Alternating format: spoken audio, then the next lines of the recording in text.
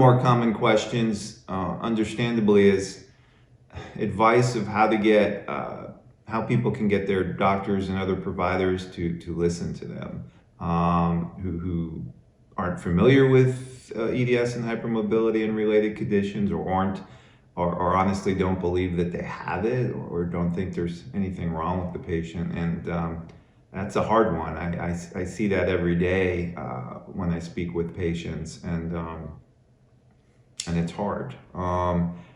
Part of the problem, I think, is, as you all can attest to, is there's so many different symptoms and issues you have. So some of it may be that your providers just simply get overwhelmed. But I'd like to say that's the whole story. But even, I think fundamentally, a lot of it is the providers, again, just don't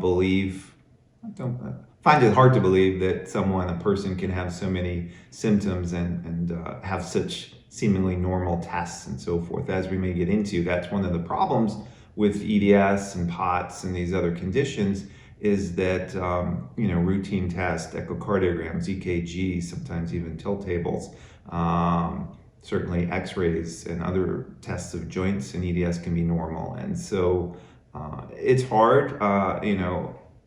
Providers like myself and others who work in this field are trying, struggling, or thinking about ways to help, so to speak, bring the message to other providers. And I have seen progress made over the last few years, so I am optimistic. And there are more, it seems, more primary care doctors and other doctors who are interested. Unfortunately, they're just they are buried under work, and it's just difficult. The healthcare system's under strain, but I think progress is being made.